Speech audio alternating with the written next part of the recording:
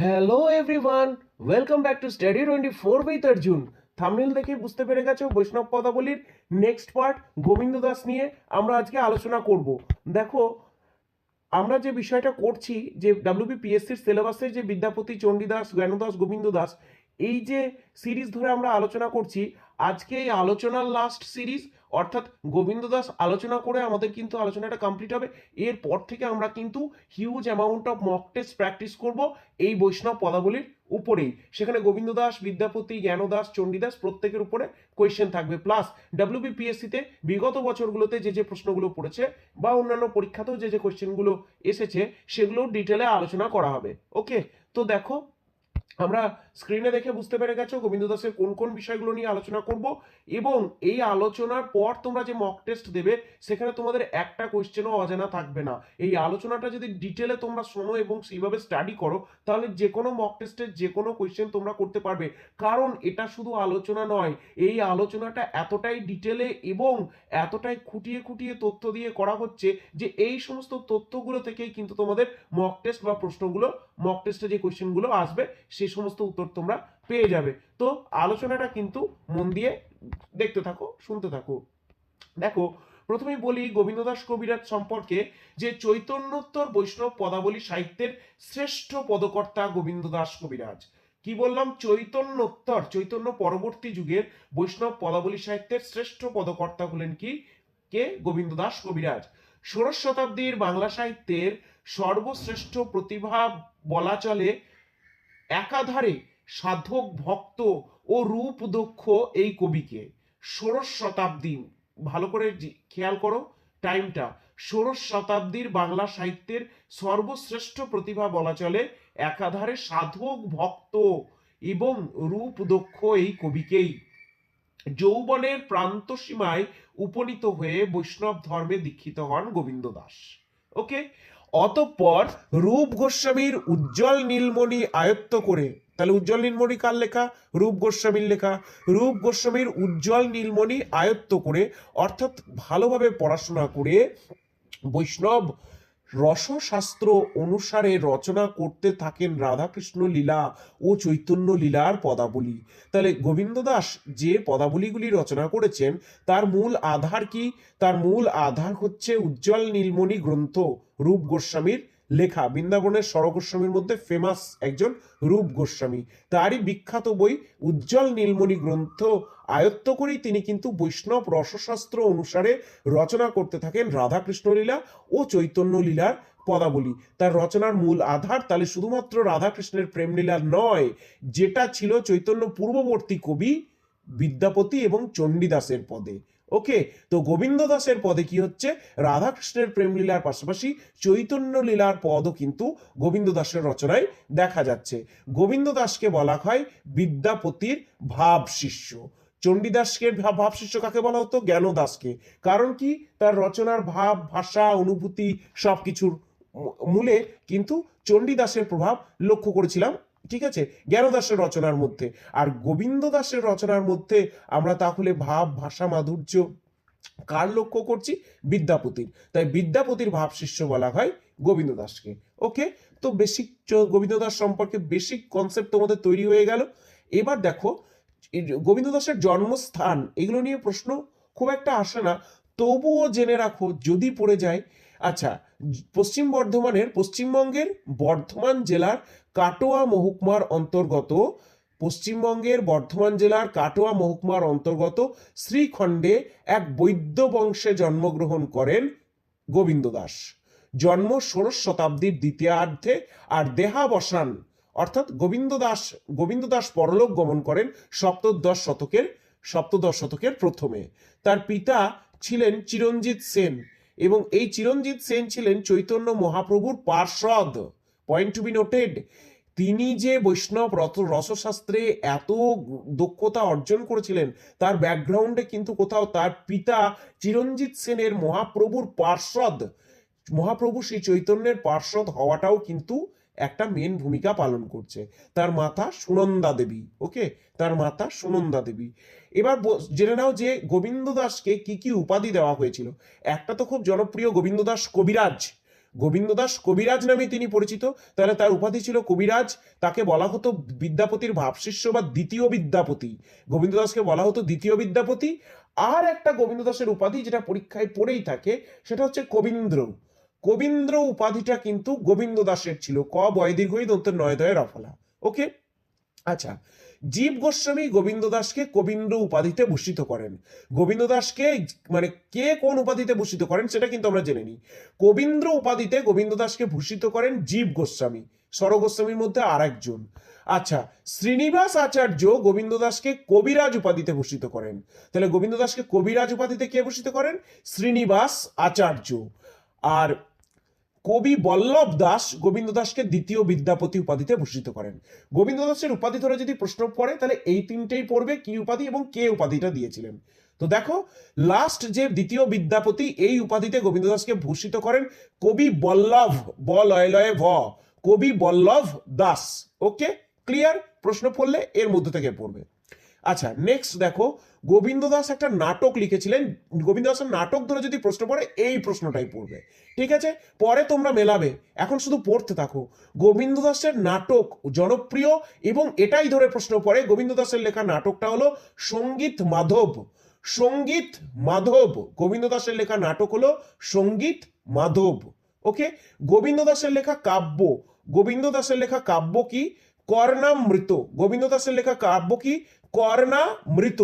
ক মধ্যাহ্নয় রে পাকার ময়েরি ত, কর্ণামৃত। এটা গোবিন্দ দাসের লেখা একটা কাব্য। প্রশ্ন পড়লে এটাই পড়বে। নেক্সট, শ্রেষ্ঠত্ব কি? শ্রেষ্ঠত্ব কোন কোন রচনায় গোবিন্দ দাস শ্রেষ্ঠত্ব অর্জন করেন? ডাইরেক্টলি জেনে রাখো। গৌরাঙ্গ বিষয়ক পদ, যেটা চৈতন্য পরবর্তীকালে পদাবলী সাহিত্যের রাধাকৃষ্ণের প্রেমলীলার পাশাপাশি সাইমেন্টেনাসলি আর একটা যে ধারা, পদাবলীর যে আর একটা নতুন ধরন সৃষ্টি হলো, সেইটা হচ্ছে চৈতন্য বিষয়ক বা মহাপ্রভু যে চৈতন্যদেব, তাকে কেন্দ্র করে লেখা পদাবলী।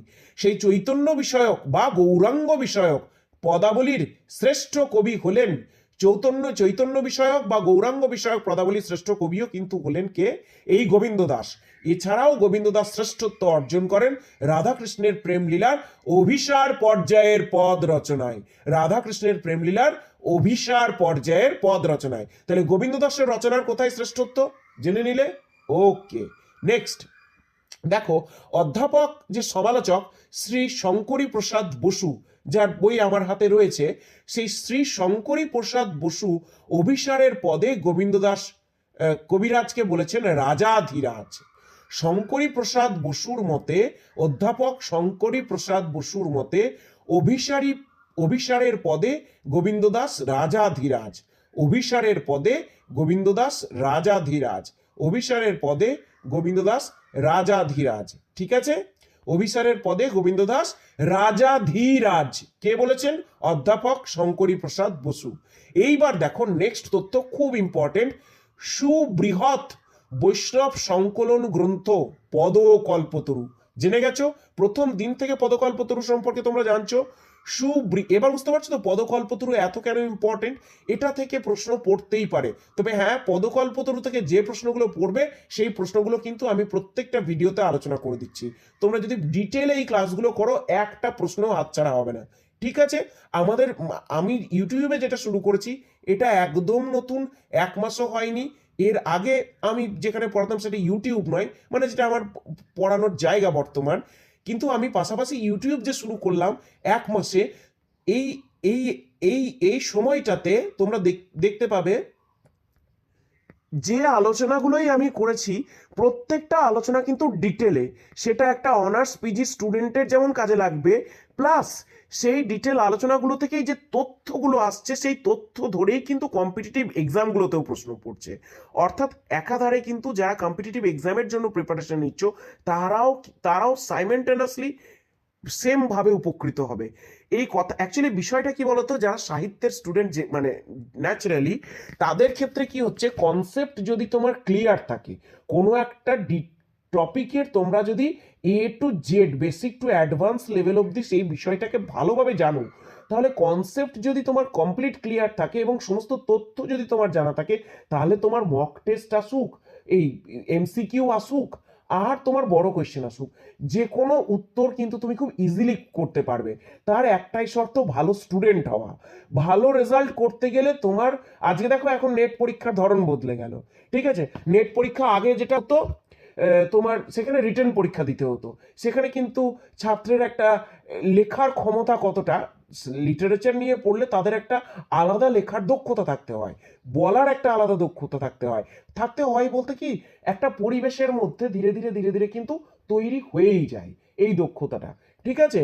প্রত্যেকের, কারো আগে হয়, কারোর মধ্যে দক্ষতা, কারোর বলার ভঙ্গি এমনি ভালো বলে তাকে সাহিত্য অ্যাট্রাক্ট করে বলে সে পড়তে যায়, কারো বা পড়তে হয়। তো বিষয় যেটা হচ্ছে যে সাহিত্যের স্টুডেন্টদের কিন্তু কোনো একটা পার্টিকুলার টপিকের, যখন আমি তোমাদের জীবনানন্দ পড়াবো, জীবনানন্দের হয়তো একটা কাব্যগ্রন্থ তোমাদের এখানে দেওয়া আছে, কিন্তু জীবনানন্দকে যদি তুমি ডিটেল কবি হিসাবে কেমন সেইটা ধরতে পারো, তার কনসেপ্টের গভীরে ঢুকতে পারো, তাহলে কিন্তু বাকি কাব্যগ্রন্থগুলো এবং কবিতাগুলো পড়া এবং সেই পড়ে বিষয়টাকে আয়ত্ত করা এতটাই সহজ হয়ে যাবে যে কম্পিটিটিভ এক্সামগুলোতে যে এখন যে ধরনটা হয়ে গেছে নেট পরীক্ষাতেও, যে মাল্টিপল চয়েস কোয়েশ্চেন, তোমার যদি ইন ডেপথ নলেজ থাকে না, তুমি কিন্তু মাল্টিপল চয়েস কোয়েশ্চেন কিন্তু ক্র্যাক করতে পারবে। এখন যে লোকে বলে নেট পরীক্ষায় আর দক্ষতা দেখা হয় না, লেখার ক্ষমতা বোঝা যায় না, শুধুমাত্র আন্দাজে আন্দাজে লেগে যায় না ভাই।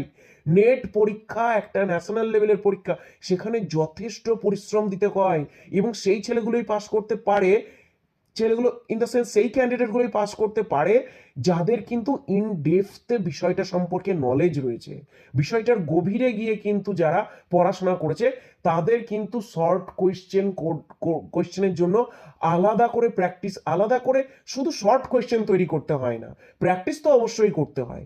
Practice makes your skill, right? তো এনহ্যান্স ইউর স্কিল। তো সেই ক্ষেত্রে প্র্যাকটিস তো করবেই, কিন্তু প্র্যাকটিস করতে গিয়ে তোমরা দেখবে যে এই শর্ট কোয়েশ্চেনটা তো আমার অলরেডি জানা। কিভাবে জানা? কারণ তুমি জিনিসটা ডিটেলে পড়েছো, ঠিক আছে? তো এই বিষয়টা নিয়ে বেশি বলা হয়ে যাচ্ছে, যেটা করাটা একদমই ঠিক নয় এই ভিডিওটায়। তো যেটা বলতে চাইছি, যে তোমরা বিষয়গুলোকে না শুধু ওই কতগুলো এমসিকিউ করে নিলে, কতগুলো কমন যোগ্য কোয়েশ্চেন ওইভাবে পড়ো না। যারা লিটারেচারের স্টুডেন্ট আছো, বাংলা সাহিত্যের যারা স্টুডেন্ট আছো, আমি পার্সোনালি তাদেরকে মানে বলছি বা রেকমেন্ড করছি, বা তাদের বলছি বলতে পারো, যে একজন গাইড হিসাবে, যে তোমরা যখন লিটারেচারের স্টুডেন্ট, তোমরা কিন্তু পড়াশোনার ধরনটা আলাদা হবে। এমসিকিউ এর চক্করে তুমি 50টা এমসিকিউ তো করে নিলে গোবিন্দ দাস সম্পর্কে, বা যে কবিতা সম্পর্কে পড়ছো, বা যে উপন্যাসটা সম্পর্কে পড়ছো, তার গভীরে তোমার ধারণা নেই, তুমি কিন্তু এমসিকিউ তোমার হাতছাড়া হয়ে যাবে। আর যখন তোমার এই গভীরে ধারণা থাকবে না, তখন এমসিকিউ কিন্তু তোমাকে আলাদা করে মুখস্থ করতে হবে না, তুমি অটোমেটিক্যালি কিন্তু এমসিকিউ এর রাইট আনসারটা বার করতে পারবে। এটা লিটারেচারের ক্ষেত্রে কিন্তু খুব গুরুত্বপূর্ণ। এই যে বিষয়ের গভীরে ঢুকে যে নলেজটা তৈরি করা, এইটা লিটারেচারের স্টুডেন্টদের জন্য কিন্তু খুব দরকারি। এখানে কিন্তু তোমার ওই যে শুধু এমসিকিউ 50টা প্রশ্ন পড়ে নিলাম, তাহলেই আমি উত্তর করে দিলাম, হবে না। তুমি কত 50টা পড়বে, তোমার হাতের বাইরে চলে যাবে। তুমি যদি একবার সাবজেক্টটা সম্পর্কে গভীরে নলেজটা অ্যাকোয়ার করো না, তুমি দেখো তোমার সামনে যদি 100টা এমসিকিউ দেয়, তুমি করতে পারবে। শুধু ওয়েট করো, আমাদের এই আলোচনাটা শেষ করার পর আমি যে এমসিকিউ গুলো নিয়ে আসছি, সেইগুলো দেখো তোমরা কিভাবে হচ্ছে। ইউটিউবে আমি শুরু করেছি এই জাস্ট 1 মাস হলো, ঠিক আছে? এখনো ইউটিউবে আমি সেরকম ফ্যামিলিয়ার নই। আমার যারা অফলাইন যারা স্টুডেন্ট আছে, সেখানে আমাদের যে পড়াশোনার ধরনটা, আমি কিন্তু সেমভাবেই চাইবো যে হিউজ অ্যামাউন্ট মানুষ যারা আছে, যারা ইউটিউবে পড়াশোনা করেই কিন্তু কোনো কোচিং না নিয়ে চাকরি, আমি নিজে ক্র্যাক করেছি কোনো রকম কোচিং না নিয়ে চাকরি, ঠিক সেসব কথা তো ডিটেলে বলা হবে যখন আর আমার সাথে আরো ফ্যামিলিয়ার হবে, আমার চ্যানেলটা লোকে জানবে, আমাকে লোকে জানবে, তখন পরে আমার ব্যাপারে ডিটেলে বলা হবে। আমি একটা কথা বলতে পারি, কোনো টাকা পয়সা দিয়ে কোর্স কেনার বা কোচিং নেওয়ার দরকার নেই, তুমি নিজে সেলফ স্টাডি করো। সেলফ স্টাডির কি ধরন আমি তোমাদের হাতে ধরে শেখাবো, তাতেই কিন্তু চাকরি পাবে। চাকরির জন্য আলাদাভাবে কিন্তু কোর্স কেনার প্রয়োজন পড়ে না, ঠিক আছে? তো অনেক কথা হয়ে যাচ্ছে, বিষয় থেকে সরে যাবো এক্ষুনি আমি বলতে গেলে আবার। তো দেখো, যে বিষয়টা আমরা বলছিলাম, যে পদকল্পতরুর কথা বলছিলাম না শুরু থেকে, যে সুবৃহৎ বৈষ্ণব পদ সংকলন গ্রন্থ পদকল্পতরুতে কিন্তু গোবিন্দ দাসের অজস্র পদ সংকলিত হয়েছে। এবার যে বিষয়টা বলবো, যে শ্রীনিবাস আচার্য যার কথা বলছিলাম, সেই শ্রীনিবাস আচার্যের কিন্তু একজন শিষ্য ছিলেন এই গোবিন্দ দাস। শ্রীনিবাস আচার্য কে বলতো? এক্ষুনি বললাম, গোবিন্দ দাসকে কবিরাজ উপাধিতে যিনি ভূষিত করেন, ঠিক আছে? তার কিন্তু একজন শিষ্যও ছিলেন গোবিন্দ দাস। ওকে, এবার দেখো, যে খেতুরি মহোৎসবে নিত্যানন্দ প্রভুর পুত্র বীরভদ্রের দ্বারা অভিনন্দিত হয়েছিলেন গোবিন্দ দাস। তাহলে খেতুরি মহোৎসবে গোবিন্দ দাসকে কেউ অভিনন্দন জানান? খেতুরি মহোৎসবে নিত্যানন্দ প্রভুর পুত্র বীরভদ্রের দ্বারা অভিনন্দিত হয়েছিলেন গোবিন্দ দাস। বীরভদ্র তাকে অভিনন্দন জানান। ওকে, বীরভদ্র কে ছিলেন? নিত্যানন্দ প্রভুর পুত্র। আচ্ছা, রাধাকৃষ্ণের, আর এই পড়াগুলো না করতে আমি আবার চলে যাচ্ছি অন্যদিকে, এগুলো এতটাই গল্পের মতো এবং এতটাই মজার যে এগুলো পড়তে তোমার মনোটোনাসও লাগবে না, বা বারবার মনেও হবে না যে পড়তে হচ্ছে। একদম ব্রেনকে হালকা করে পড়তে পারবে। লিটারেচার জিনিসটার মজাই এরকম, যখন তুমি এর রসটা, এর স্বাদটা নিতে শুরু করবে না, পুরো গল্পের মতো, মানে তোমার কখন যে গল্প পড়া হয়ে গেল, গল্প জানা হয়ে গেল, আর কখন তুমি পরীক্ষার জন্য প্রিপারেশন নিয়ে নিলে সেটা নিজেই বুঝতে পারবে না। ঠিক আছে? আচ্ছা, নেক্সট দেখো, রাধাকৃষ্ণের অষ্টকালীয় লীলা বর্ণনার পরিকল্পনায় পথিকৃৎ ছিলেন এই গোবিন্দ দাস কবিরাজ। রাধাকৃষ্ণের অষ্টকালীয় লীলা, এটা কিন্তু খুব ইম্পর্টেন্ট একটা তথ্য, যে রাধাকৃষ্ণের অষ্টকালীয় লীলা বর্ণনার যে পরিকল্পনা, তার পথিকৃৎ কে ছিলেন? গোবিন্দ দাস। ওকে, আচ্ছা, তো অষ্টকালীয় লীলা ইকুয়াল টু গোবিন্দ দাস, এই বিষয়টা মনে রেখো। আচ্ছা, নেক্সট হচ্ছে কি, গোবিন্দ দাস ছিলেন সৌন্দর্যের কবি, বলেছি বিদ্যাপতির ভাব শিষ্য, সেই ভাষা, সেই মাধুর্য, রাইট? তারপর ওনার বাবা তো শ্রী চৈতন্যদেবের স্বয়ং পার্ষদ ছিলেন, কাজে চৈতন্য পরবর্তী সাহিত্যের যে ঐশ্বর্য, তার সবটাই কিন্তু ঢেলে ঢেলে প্রকাশ পেয়েছে, মানে সবটাই কিন্তু ভরে ভরে ফুটে উঠেছে গোবিন্দ দাসের লেখনীতে। ওকে, গোবিন্দ দাস ছিলেন সৌন্দর্যের কবি, রূপানুরাগের কবি। তিনি ভক্তি ও রূপের মধ্যে এক নিবিড় ঐক্য সাধনে সক্ষম হয়েছিলেন। কেন বারবার ভক্তি? এই যে চণ্ডীদাসের কবিতায় আমরা রাধাকৃষ্ণের প্রেম লীলাকে কিভাবে পেলাম? একদম বাস্তব মানব প্রেমের স্বরূপে ধরা পড়ছে ঐশ্বরিক প্রেম। কিন্তু এই গোবিন্দ দাসের পদগুলোতে কিন্তু ভক্তি, অর্থাৎ ঈশ্বরের প্রতি যে প্রেম, এই ভক্তি এবং তার সঙ্গে কি রূপের ভক্তি এবং রূপ, এই দুইয়ের মধ্যে এক, মানে প্রেমের যে রূপ, লীলার যে রূপ, এই দুইয়ের মধ্যে কিন্তু একটা নিবিড় ঐক্য সাধন আমরা দেখতে পাই। এই নিবিড় ঐক্য সাধন করতে কিন্তু এই দুইয়ের মধ্যে, ভক্তি আর রূপের মধ্যে কিন্তু নিবিড় ঐক্য সাধন করতে সক্ষম হয়েছিলেন গোবিন্দ দাস। তার পদগুলি ভাষা, অলংকার, ছন্দের সৌন্দর্যে এবং ভাবের গভীরতায়, ভাষা, অলংকার, ছন্দের সৌন্দর্যে এবং ভাবের গভীরতায় পরিপূর্ণ।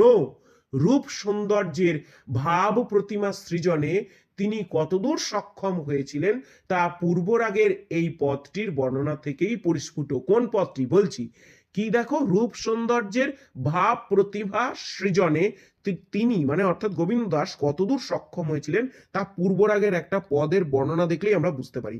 কোন পদটা দেখো, যাহা যাহা নিকষয়ে তনু তনু জ্যোতি, খুব ইম্পর্টেন্ট, পড়েই থাকে এক্সামে, ভেরি ভেরি ইম্পর্টেন্ট। যাহা যাহা নিকষয়ে, দন্তনয়স্যই ক দন্তস্য অন্তস্তয় একার, যাহা যাহা নিকষয়ে তনু তনু জ্যোতি, তাহা তাহা বিজুরি চমকময় হতি। আচ্ছা, যাহা যাহা নিকষয়ে তনু তনু জ্যোতি, তাহা তাহা বিজুরি চমকময় হতি। দেখো এর সৌন্দর্য দেখো, এর ভাব দেখো। যাহা যাহা নিকষয়ে তনু তনু জ্যোতি, তাহা তাহা বিজুরি চমকময় হতি, পদটা কিন্তু পড়ে নিও। এই তীব্র রূপাশক্তি ছিল গোবিন্দ দাসের কাব্যের মূল রচনা। তীব্র রূপাশক্তি, রূপের যে প্রতি যে আসক্তি, একবার চৈতন্যদেবের রূপ খেয়াল করে তোমরা দেখো, তীব্র রূপাশক্তি ছিল কিন্তু গোবিন্দ দাসের কাব্য রচনার মূল।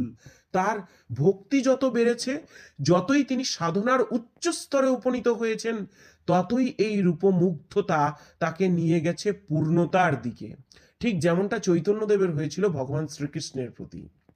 ঠিক আছে? তো অভিসারের পদে গোবিন্দ দাসের জুড়ি সমগ্র বৈষ্ণব সাহিত্যে নেই। কঙ্কর, আচ্ছা বলবো ওগুলো ডিটেলে বলবো। এই সকল পদে আমার আবার মানে খুব ফ্ল্যাকচুয়েট করে যাওয়ার অভ্যাস, মানে এক জায়গা থেকে আরেক জায়গায় আমি তাড়াতাড়ি বলতে চলে যাই, যেটা দীর্ঘদিন সাহিত্য পড়তে মানুষের যে হয় আর কি, যেটা ঠিক আছে। তো অভিসারের পদে গোবিন্দ দাসের জুড়ি সমগ্র বৈষ্ণব সাহিত্যে নেই বললেই চলে। এই সকল পদগুলোতে, মানে অভিসারের পদগুলোতে ছন্দে, সুরে, ভাবে ও ভাষায় এক স্বতঃস্ফূর্ত উল্লাস ঝরে পড়ে। এই উল্লাসটা তুমি বুঝতে পারছো? যাহা যাহা নিকষ হয় তনু তনু জ্যোতি, রূপের প্রতি আসক্তি, তাহা তাহা বিজুরি চমকময় হতি। আচ্ছা, দেখো, গোবিন্দ দাস রাধাকৃষ্ণ বিষয়ক পদেও শুধুমাত্র যে চৈতন্য দেবের পদ লিখেছিলেন গৌরাঙ্গ বিষয়ক তা তো নয়, রাধাকৃষ্ণ বিষয়ক পদ লিখেছিলেন, সেখানেও পূর্বরাগ, অনুরাগ, অভিসার, মিলন, বিরহ, মাথুর প্রভৃতি পর্যায়ে আছে। তাঁর রাধার মধ্যে, অর্থাৎ গোবিন্দ দাসের রাধার মধ্যে কিন্তু বাসক সজ্জা, খণ্ডিতা, মান অভিমান, কলখন্তরিতা দশা লক্ষিত হয়। তাহলে চণ্ডীদাসের রাধার মধ্যে কিন্তু যে চারটি দশা বললাম, প্রশ্ন আসলে এই চারটি দশার মধ্যে আসবে, এই চারটে খুব ইম্পর্টেন্ট। কি কি? বাসক সজ্জা, খণ্ডিতা, মান অভিমান আর কলহান্তরিতা, কল হান হয়াকার দন্তের নয়তয়ে, কলহান্তরিতা রয়হস্যই তয়াকার দশা লক্ষিত হয়। বিদগ্ধ গোবিন্দ দাস অন্তর সংঘাতে বিধ্বস্ত রাধার আত্মগ্লানি, দীনতা, মিনতি পরিস্ফুট করেছেন উৎকৃষ্ট ভাব ও ভাষায়। বিদগ্ধ কবি গোবিন্দ দাস অন্তর সংঘাতে বিধ্বস্ত, অন্তর সংঘাত মানে কি? Dilemma, mental conflict. সেই মেন্টাল কনফ্লিক্টে তাহলে ভুগছে কে? চণ্ডীদাসের রাধা। তাহলে পদ পড়ে যেখানে তোমরা মেন্টাল কনফ্লিক্ট দেখতে পাবে, তুমি যদি নাও জানো, তোমার যদি কয়েকটা এই ধরনের পদ সম্পর্কে আইডিয়া থাকে, আর এমন একটা পদ পরীক্ষায় পড়ে গেল বা এমন একটা লাইন পড়ে গেল যেটা তোমার জানা নেই, তোমার কিন্তু কনসেপ্ট তোমাকে সঠিক উত্তরটা করিয়ে দেবে। ঠিক আছে? এই যে তোমার কনসেপ্ট তৈরি হচ্ছে যে গোবিন্দ দাসের রাধা অন্তর সংঘাতে বিধ্বস্ত এবং তার আত্মগ্লানি, দীনতা, মিনতি পরিস্ফুট হয়েছে গোবিন্দ দাসের উৎকৃষ্ট ভাব ও ভাষা। এইরকম দুটো লাইন দেখলেই কিন্তু, যেখানে রাধার আত্মগ্লানি বা দীনতা বা মিনতি বা অন্তর সংঘাতে পরিস্ফুট, মানে বিধ্বস্ত রাধার যে কোনো অবস্থায় যদি পরিস্ফুট হয়, সেখানে কিন্তু কোথাও একটা সেই লেখাটা যে গোবিন্দ দাসের, তোমরা কিন্তু সেটা আইডিয়া করবার চেষ্টা করবে। তারপর তোমরা দেখবে কি এর ভাব ও ভাষা, এটা কি নিতান্ত সহজ সরল গ্রাম্য আটপৌরে ভাষা? যদি হয় তাহলে তো গোবিন্দ দাসের হবে না, আইদার সেটা চণ্ডীদাসের কিংবা জ্ঞানদাসের। আর যদি ভাষা বিদগ্ধ হয় তাহলে কে হবে? ডাইরেক্টলি গোবিন্দ দাস হবে। ঠিক আছে? অভিসারের পর্যায়ে যদি হয়, ঠিক আছে, তো তবে বিরহের পদে গোবিন্দ দাসের তেমন সার্থকতা নেই। কেন বলে দিলাম? এইটা তোমাদের এই কারণে বলে দিলাম, কারণ বিরহের পদে সার্থকতা বিদ্যাপতির, ভাব ভাষা তো দুজনেরই এক। এবার তোমরা আইডেন্টিফাই করবে কি করে এটা বিদ্যাপতির না গোবিন্দ দাসের? পদে যদি তুমি বিরহের লক্ষণ প্রকাশ পায়, তুমি কিন্তু ওটা দেখবে ওটা বিদ্যাপতির দেবে, কারণ বিরহের পদে কিন্তু গোবিন্দ দাসের তেমন সার্থকতা নেই। গোবিন্দ দাস কিন্তু আরাধনার কবি। আবার একটা ইম্পর্টেন্ট তথ্য, গোবিন্দ দাস কিন্তু আরাধনার কবি, প্রেমের কবি। বারবার বলছি, আরাধনার কবি, প্রেমের কবি। তার রূপোল্লাসের প্রদীপে বিরহের অন্ধকার অপহৃত হয়েছে। গোবিন্দ দাসের রূপোল্লাসের প্রদীপে বিরহের অন্ধকার অপহৃত হয়েছে, অর্থাৎ বিরহের অন্ধকারের যে কালো ছায়া, তা গোবিন্দ দাসের পদে তোমরা দেখতে পাবে না। গোবিন্দ দাসের পদে রূপোল্লাসের প্রদীপে বিরহের অন্ধকার অপহৃত হয়েছে। তিনি আরাধনার কবি, প্রেমের কবি। ওকে, নেক্সট।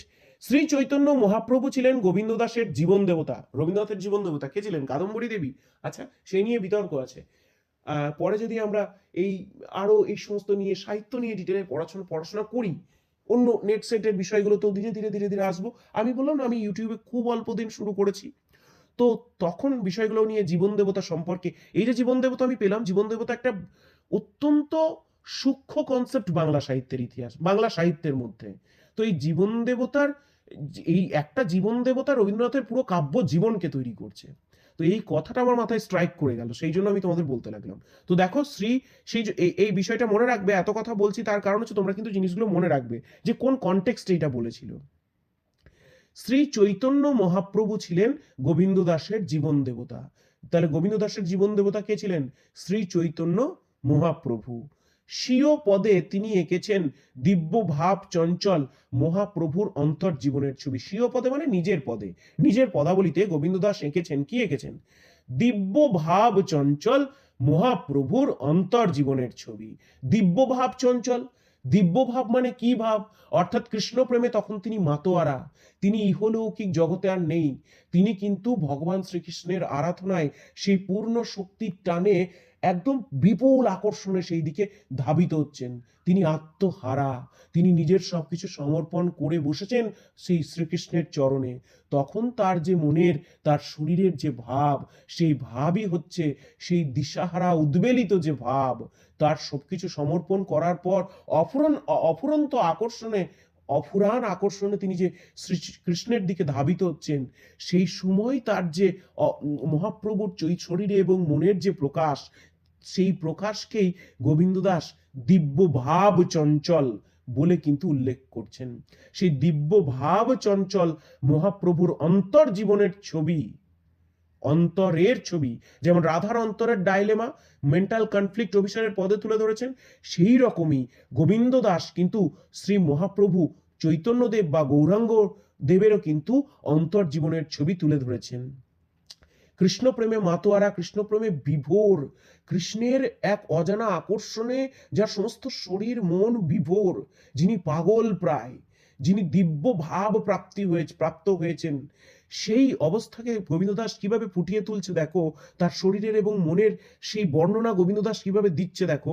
নীরদ নয়নে নির্ঘন সিঞ্চনে পুলক মুকুল অবলম্ব শ্বেদ মকরন্দ বিন্দু বিন্দু চুয়ত, শ্বেদ মকরন্দ বিন্দু বিন্দু চুয়ত বিকশিত ভাব কদম্ব। ভেরি ভেরি ইম্পর্টেন্ট গৌরাঙ্গ বিষয়ক পদ, খুবই গুরুত্বপূর্ণ। এই পদ কিন্তু তোমরা পড়ে যাবে, পুরো পদটা কিন্তু পড়ে যাবে। আমি কিন্তু কিভাবে পড়তে হবে, কি কি পড়তে হবে সব বলে দিচ্ছি। কিছু সেলফ স্টাডি তো করো, কিছু তো যেটা বলছি সেটা অন্তত 10 লাইন পড়ে যাও, 20 লাইন পড়ে যাও, তাহলে তোমাদের এই সাকসেসটা অ্যাচিভ করাতে কেউ আটকাতে পারবে না। নীরদ নয়নে নির্ঘন সিঞ্চনে পুলক মুকুল অবলম্ব শ্বেদ মকরন্দ বিন্দু বিন্দু চুয়ত বিকশিত ভাব কদম্ব। এইটা হচ্ছে দিব্য ভাব চঞ্চল মহাপ্রভুর অবস্থা। কৃষ্ণ প্রেমে পাগল, অজানা আকর্ষণে যিনি, অজানা কেন, তার কাছে তো জানা আকর্ষণ, তিনি তো সেই আকর্ষণের দিকে একদম চূড়ান্ত লেভেলে ধাবিত। সেই সময় তার যে অবস্থা, সেই অবস্থা ফুটে উঠল গোবিন্দ দাসের লেখনীতে। এই পদ ইম্পর্টেন্ট, মাথায় রেখো। ওকে, নেক্সট, গোবিন্দ দাসকে বলা হয় বিদ্যাপতির ভাব শিষ্য। কবি বল্লভ দাস তাকে দ্বিতীয় বিদ্যাপতিও বলেছেন। তবে বিদ্যাপতির সঙ্গে তার সাদৃশ্য নিছকই ভাষাগত। আবার কি বললাম? বিদ্যাপতির সঙ্গে গোবিন্দ দাসের সাদৃশ্য নিছকই ভাষাগত, ভাবগত নয়। দ্বিতীয় বিদ্যাপতি হলেও বিদ্যাপতির সঙ্গে গোবিন্দ দাসের সাদৃশ্য ভাষাগত, ভাবগত নয়। কেন বলছি দেখো, বিদ্যাপতির ভাষা ব্রজবুলি, গোবিন্দ দাসের ভাষাও বাংলা অনুসারী ব্রজবুলি। এমনকি তার খাঁটি বাংলা পদও দুর্লভ নয়। সেটা কি? ঢলো ঢলো কাঁচা অঙ্গের লাবণী অবনী বহিয়া যায়, ঈষৎ হাসির তরঙ্গ হিল্লোলে মদন মূর্ছা পায়। আবার বলছি, ঢলো ঢলো কাঁচা অঙ্গের লাবণী অবনী বহিয়া যায়, ঈষৎ হাসির তরঙ্গ হিল্লোলে মদন মূর্ছা পায়। এ কি ভাষা এটা? ব্রজবুলি না। যারা বাঙালি তারা ভালোই বুঝতে পারছো এটা বাংলা ভাষা, অথচ ভাষার আদলটা দেখো ঠিক যেন ব্রজবুলি। ভাষার সঙ্গে কবিতার ছন্দ অলঙ্কারের ব্যবহার এবং দুই পদের বন্ধন দেখো, দুই পদের লেখনী দেখো, যে ঐশ্বর্য ভাষার, তা কিন্তু বিদ্যাপতির ব্রজবুলির মতোই, কিন্তু ভাব আলাদা।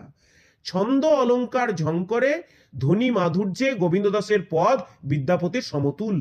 আবার বলছি, ছন্দ অলঙ্কারের ঝঙ্কারে, ধ্বনি মাধুর্যে গোবিন্দ দাসের পদ বিদ্যাপতির সমতুল। কিন্তু বিদ্যাপতির পদে ভক্তের আকুতি অনুপস্থিত। ভক্ত কনসেপ্টটাই তো নেই তখন। চৈতন্য পূর্ববর্তী যুগে বৈষ্ণব যারা ছিলেন, আর চৈতন্য পরবর্তী যুগে মহাপ্রভু বাংলা সাহিত্যের একটা বড় ইনস্টিটিউশন বললেই কি শুধু বিষয়টা কমপ্লিট হয়ে যায়? কেন তিনি বাংলা সাহিত্যের একটা বড় ইনস্টিটিউশন?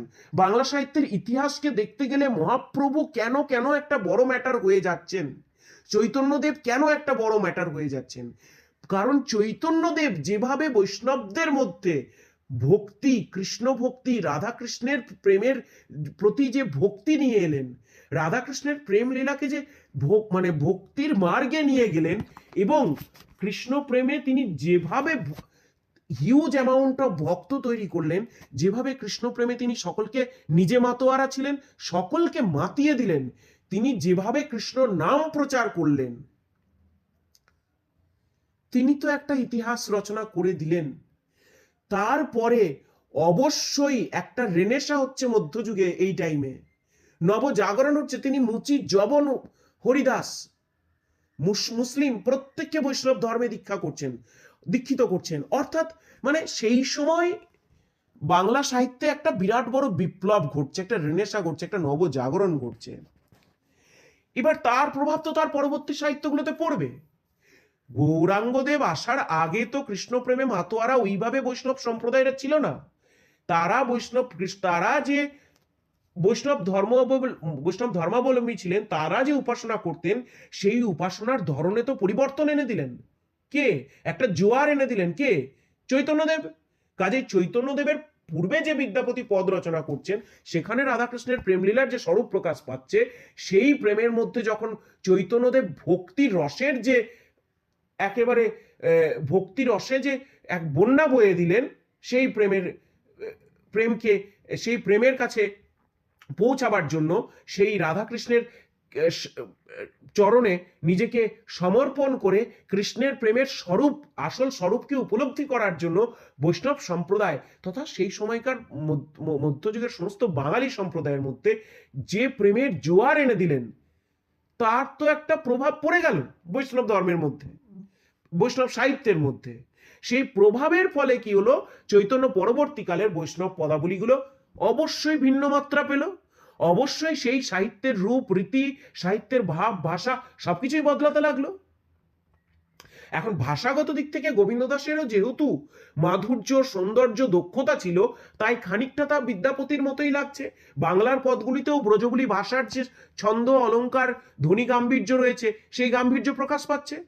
ভাষাগত সাদৃশ্য রয়েছে, কিন্তু ভাবগত সাদৃশ্য তো পার্থক্য আসবেই। কারণ চৈতন্যদেব যেভাবে রাধাকৃষ্ণের প্রেমলীলা কে দেখেছেন, তিনি যেভাবে কৃষ্ণ প্রেমে সমগ্র বঙ্গবাসীকে মাতিয়েছেন, তা তো চৈতন্য পূর্ববর্তীকালে ছিল না। কাজেই তার পূর্ববর্তীকালে রচিত যে বিদ্যাপতির পদাবলীগুলো ছিল, সেখানে তার প্রভাব ছিল না।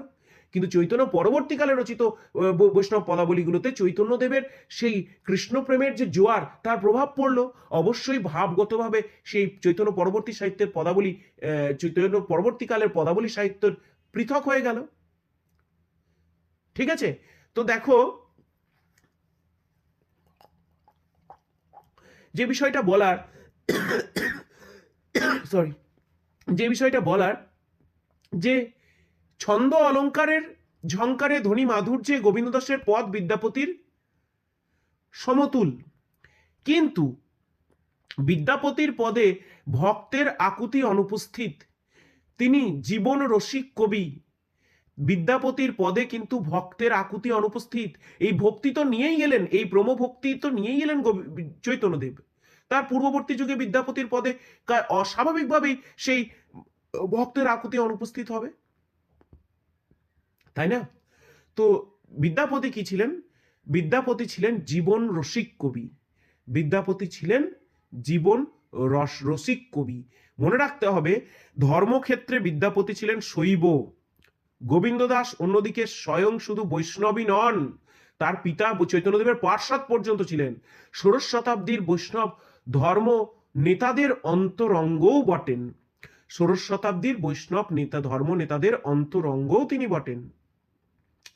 চৈতন্য প্রবর্তিত ভক্তি ধর্মের অন্যতম রসভাষ্যকার হলেন গোবিন্দ দাস কবিরাজ। বিদ্যাপতি সভা কবি, গোবিন্দ দাস ভক্ত কবি। এই পার্থক্য ধরে ধরে কিন্তু প্রশ্ন আসবে।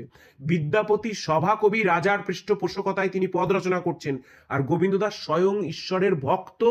তিনি একাধারে ভক্ত, সেই ভক্তি থেকে তার সেই ভক্তি সাবলীলভাবে তার লেখনীতে, তার কাব্য প্রতিভার দ্বারা প্রকাশিত হয়েছে। কাজেই তিনি ভক্ত কবি, তার অন্তরের ভক্তি তার কলমে দিয়ে বেরিয়ে এসেছে, তিনি ভক্ত কবি। আর বিদ্যাপতি সভা কবি। স্বভাবতই বিদ্যাপতির পদে আছে বুদ্ধি, দীপ্তি, রাজকীয় আভিজাত্য। সেখানে ভক্তি এসেছে কদাচিৎ। কিন্তু গোবিন্দ দাসের সব ছন্দ, সব অলঙ্কার, সকল ধ্বনি এক এবং একমাত্র গতি হলো, গোবিন্দ দাসের সব ছন্দ, সব অলঙ্কার, সকল ধ্বনির এক এবং একমাত্র গতি হলো ভক্তি। ওর লেখনীর প্রতিটি কলা কৌশলী গতি পেয়েছে কিন্তু ভক্তির দ্বারা। রাধাকৃষ্ণ প্রেমলীলার অন্তর্নিহিত সত্যটি সেই জীবাত্মা পরমাত্মার অপার্থিব সম্পর্ক, সেই বৈষ্ণব তত্ত্বের অনুভূতিরই অন্যতম প্রকাশ স্থল গোবিন্দ দাসের পদাবলী। এই যে পূর্ণাত্মার সঙ্গে, এই যে পূর্ণ শক্তির সঙ্গে অপূর্ণ শক্তির মিলন, এই কনসেপ্টই তো এলো চৈতন্যদেবের পরবর্তীকালে। তার সম্পূর্ণ বিকাশ ঘটছে কিন্তু এই গোবিন্দ দাস কবিরাজের পদাবলীতে। আচ্ছা, এই প্রসঙ্গে যে বিষয়টা বলার সেটা হচ্ছে যে তার অভিসারের পর্যায়ের পদগুলো কিন্তু বিশেষভাবে উল্লেখ্য। শুধু চৈতন্য বিষয়ক পদগুলোই নয়, গোবিন্দ দাসের অভিসারের পদগুলো কিন্তু এই প্রসঙ্গত বিশেষ উল্লেখ করা যেতে পারে। ঠিক আছে, কারণ এই অভিসারের পদে কিন্তু গোবিন্দ দাসের যে প্রতিভা, ঠিক আছে, তার প্রতিস্পর্ধী কবি বৈষ্ণব সাহিত্যে বিরল। তোমরা খুলে খুলে বিদ্যাপতির যে পদগুলো অভিসারের আমি বলে দিয়েছি সেগুলোর পদগুলো পড়ে দেখবে, গোবিন্দ দাসের যে পদগুলো বলে দেবো সেগুলো দেখবে, পড়ে পার্থক্য নিজেরাই বুঝতে পারবে যে অভিসারের পদে কি মাধুর্য। আচ্ছা, এবার যে বিষয়টা বলে দিই, দেখো অনেক বললাম, গোবিন্দ দাস সম্পর্কে তোমাদের কনসেপ্ট ভালোই তৈরি হবে। আচ্ছা, যে এবার যেটা থেকে প্রশ্নটা পড়বে সেই বিষয়টা বলে দিই, যে গোবিন্দ দাসের যে পদগুলো পড়ে গেলে তোমাদের একটা প্রশ্নও হাতছাড়া হবে না। গোবিন্দ দাসের সেই পদগুলো এবং তার পর্যায় এগুলো বলে দিই, ঠিক আছে? 15টা বলবো, 15টার মধ্যেই পড়বে। আচ্ছা, 1 নম্বর, ঢলো ঢলো কাঁচা অঙ্গের লাবণী পূর্বরাগ, যাহা যাহা নিকষয়ে তনু তনু জ্যোতি পূর্বরাগ। 3 নম্বর, সহচরী মেলি চলিল বড় রঙ্গিনী, সহচরী মেলি চললি চললয়সী চললি বড় রঙ্গিনী, এটাও পূর্বরাগের পদ। ওকে। 4 নম্বর, রূপে ভরল দিঠি সঙ্গারি পরশ বিঠি, রূপে ভরল দিঠি সঙ্গারি পরশ বিঠি, পূর্বরাগের পদ। 5 নম্বর, সুনয়নী কহত কানু ঘন শ্যামের, সুনয়নী কহত কানু ঘন শ্যামের, পূর্বরাগ। নেক্সট, আধোক আধো আধো দিঠি অঞ্চলে, আধোক আধক আধো আধো দিঠি দয়হস্যই ঠয়স্যই অঞ্চলে, পূর্বরাগের পদ। এইবার দেখো মেন যেগুলো বলবো এগুলো থেকেও আসবে, কিন্তু পূর্বরাগের এলে কিন্তু যদি ট্রিকি কোয়েশ্চেন হয়, কিন্তু যে পূর্বরাগের ফেমাস কবি তার পূর্বরাগের পদ দেবে না, দেবে কার? গোবিন্দ দাসের, যে ফেমাস নয়, ঠিক আছে, যে অভিসারের ফেমাস কবি। সেই জন্য এবার গোবিন্দ দাসের দিলে কোন পদগুলো দেবে আমি কিন্তু সেইগুলোই তোমাদেরকে বললাম। নেক্সট দেখো, 7 নম্বর যেটা বলবো তোমার অভিসারের, কণ্টক গাড়ি কমল সম পদতল, একদম জনপ্রিয়। নেক্সট 8 নম্বর, মন্দির বাহিরি কঠিন কপাট, মন্দির বাহির কঠিন কপাট, অভিসার। কণ্টক গাড়ি কমল সম পদতল অভিসার, দুটো হলো। আচ্ছা, 9 নম্বর দেখো, কুলো মরিয়াদ কপাট, কুল মরিয়াদ মানে কি? কুলের মর্যাদা, এই বুঝে যাবে অভিসার। কুলের মর্যাদা ভণ্ড করে কে যায় কৃষ্ণের সাথে দেখা করতে? অভিসারে যাওয়া হয়, ঠিক আছে। কুল মরিয়াদ কপাট উদ্ঘাটুলো, উদ্ঘাটলু হস্যু দয়ে ঘয়ে আকার টল হয়স্যু, উদ্ঘাটলু অর্থাৎ কপাট খোলার কথা বলছে, যেটা কুলের মর্যাদা, বুঝতেই পারছো, অভিসার। নেক্সট, আদরে আগুসরি রায় হৃদয়ে ধরি, আদরে আগুসরি রায় হৃদয়ে ধরি, আদর করে রায়কে হৃদয়ে কোন সময়ে ধরবে? কৃষ্ণ অভিসারে গেলে তারপরেই, ঠিক আছে। এটা অভিসারের পদ, আদরে আগুসরি রায় হৃদয়ে ধরি। নেক্সট, মাধব কি কহব দৈব বিপাক, মাধব তোমাকে আর কি বলবো দৈব বিপাক। দৈব বিপাক কখন আসছে? যখন সে বেরিয়ে যেতে চাইছে, অভিসারে যেতে চাইছে, সেই পথে যে বিপত্তি আসে। তো মাধব কি কহব দৈব বিপাক কিসের পদ হবে? অভিসারের পদ, হচ্ছে আইডেন্টিফাই করার সহজ। নেক্সট দেখো, আবার এটাও কিন্তু দিতে পারে, গোবিন্দ দাসের কতগুলো মাথুরের পদ বলে দিই, বিদ্যাপতির সাথে কনফিউজ করার জন্য দিয়ে দেবে। এই পদ কটা করে যাও, দেখো উপকার পাবে। ওকে। নমহি অক্রুর ক্রুর নাহি যা সম, নমহি অক্রুর ক্রুর নাহি যা সম, মাথুর। পিয়ার ফুলের বনে পেয়ার ভোমরা, মাথুর। পিয়ার ফুলের বনে পেয়ার ভোমরা, মাথুর। যে মুখ নিরক্ষণে মুখ নিরক্ষণে মানে মুখ নিরীক্ষণ করলে, আচ্ছা, নিমিক দন্তনাসী ময়শিখর, নিমিক না সহয়, যে মুখ নিরক্ষণে নিমিক না সহয়, মাথুর। যাহা পহু অরুণ চরণে জাত, যাহা পহু পহয়সু অরুণ চরণে জাত মাথুর। ঠিক আছে, তো গোবিন্দ দাসের এই পদগুলো পুরোটা পড়ে যেও। বক্তব্য হচ্ছে এইটা, এই পদগুলো জলাইনেরই পদ হোক, পুরোটা কিন্তু পড়ে যেও। গোবিন্দ দাস সম্পর্কে ডিটেল আলোচনা করলাম। মক টেস্ট যখন আমি নেব, যখন আমি এমসিকিউস কোয়েশ্চেন তৈরি করে তোমাদেরকে দেব, এবং সালের কোয়েশ্চেনগুলো যখন তোমরা দেখতে পাবে, তখন বুঝতে পারবে যে এই আলোচনাগুলো মানে এই ক্লাসটা করাটা কতটা ইম্পর্টেন্ট ছিল। ওকে, তো গোবিন্দ দাস কমপ্লিট। নেক্সট আমাদের আসছে এমসিকিউ এর উপর ভিডিও, এগুলো ভালো করে রেডি করতে থাকো। Thank you very much.